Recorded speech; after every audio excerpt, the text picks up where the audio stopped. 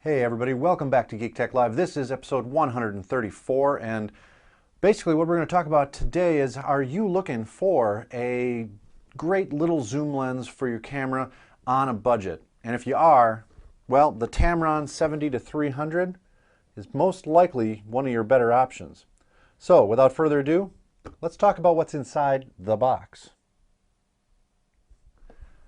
All right, so I was looking for a zoom lens that I could use on my Canon 7D that I'm actually using right now to record this show. Well, I also would like to actually go out and take some nature shots or some sporting events, something that I know that, I'm not going to get club level seating and be right up at the 50-yard line, or just be out in nature and see something off in the distance that maybe I want to get a little closer to. So, right now I'm actually shooting this show with the Canon kit lens. It's the 18-135 kit lens that comes with your kit 7D.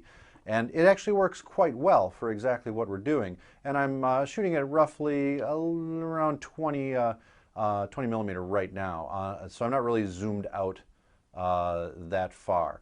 But there are some issues with the reach of that lens when you're actually using it for a walking around style shooting, where maybe you're wanting to grab something far away and pull it in, and you just don't always have the ability to get something that's really far away back into your frame.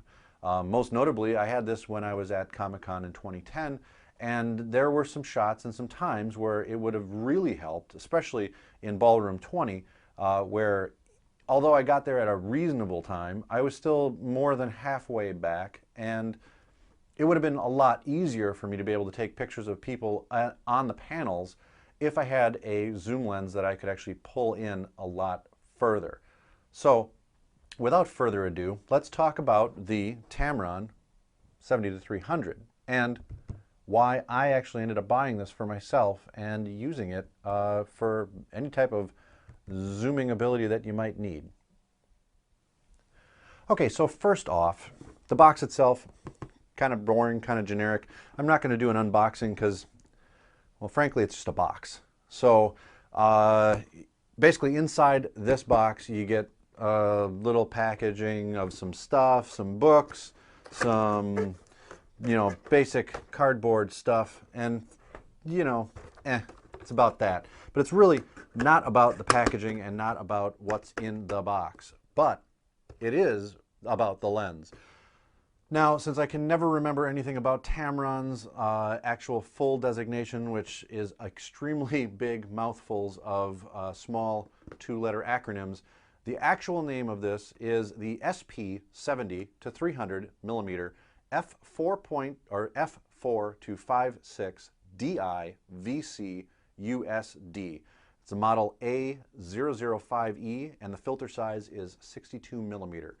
Sorry about having to actually read that, but there was just no way I was actually going to commit that to memory in a short period of time. So without further ado, let's talk about the actual lens itself. All right, so this is the actual lens itself, people. It actually comes with a really, if you're not familiar with the actual pedal style hoods, this is a biggie if you're not used to big zooms. It actually fits quite nice on the end of the camera lens itself, and as you can also tell, the fact that it is a slightly cheaper lens means that the elements inside actually do go in and out quite a bit.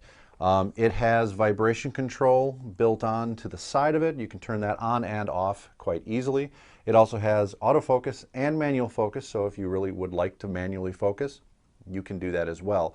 The actual drive motor inside of this lens is actually called the ultrasonic silent drive. It's on the side of the lens right here.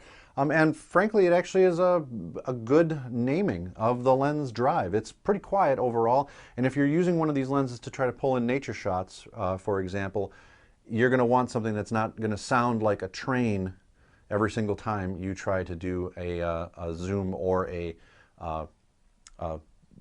basically focus. So all in all, it's a very solidly built lens. It's not plastic.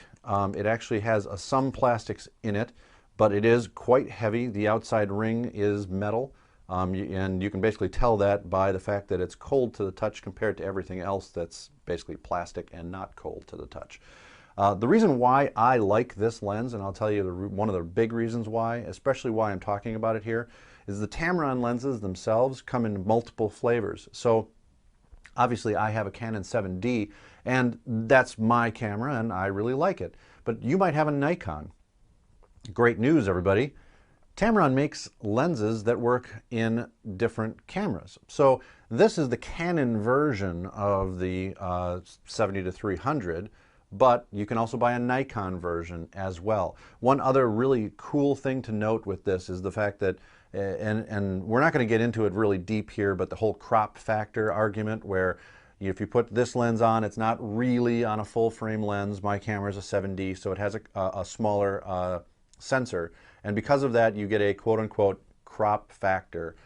What that really just means is that you're actually seeing a smaller section of the bigger picture in a very, very general term, and it does make this lens seem a little bit closer than what you actually would assume it to be if it was a full frame lens. I'm really oversimplifying this, but needless to say, what it would look like, or could look like, is the fact that you have a 70-300 that essentially acts closer to like a 100 to 400 millimeter lens. For me, that actually worked well because it really did overlap, even without the crop factor, my current kit lens. So I have an 18-135, and now I have a 70-300, and I have overlap without any gaps in between. So if I really want to pull something in really far away, this is the lens to do it. So, is this the right lens for you? Well, I'll tell you the other reason why I really like this lens. It's cheap. Really cheap. You look at some of these other lenses and you're spending $600, $700, $800, $1,000 or more for a Canon style lens or a Nikkor lens or, you know, any other Carl Zeiss cool L glass malarkey. If you're not a professional photographer, you're probably never really going to actually notice the difference. And if you are and you get to that point, more power to you. But if you're going to start out and you need to do it on a budget, you can get this guy on Amazon for about $400. Why wouldn't you go and just spend that money on a nice zoom lens that gives you really nice images? There's also a Flickr group as well. So if you wanted to actually showcase your images that you take with the Tamron, just join the Flickr group, upload your pictures, and there's a whole community out there of people that love this lens and upload their pictures to share. So there's a whole bunch of stuff that I really like about this lens. That's pretty much the big top ticket items. So I hope that you actually enjoy taking a look at this lens and think about it, and hopefully you'll have some questions and comments that you can leave on the GeekTechLive website. Let's talk about the lens. If you have questions on why I really like it, if something that I did not cover in this podcast is burning a hole in your head and you need to ask, just go to GeekTechLive.com, find the podcast number 134, and leave me a comment, and I will respond back as soon as I see it. All right, everybody, this has been Chris for Geek Tech Live, episode 134. We've been talking about the really awesome Tamron 70-300 zoom. And I really hope you enjoyed listening a little bit about why this zoom lens might actually be a really good idea for you, and why it's actually a really great price. You get some nice features for essentially a budget price zoom lens. So this has been Chris, like I said, for Geek Tech Live. You can find me on Twitter at GeekTechLive, as well as obviously GeekTechLive.com. I'm on YouTube as well. And of course, you can find me right where I'm actually hosted from at bliptv/GeekTechLive. Until next time, everyone,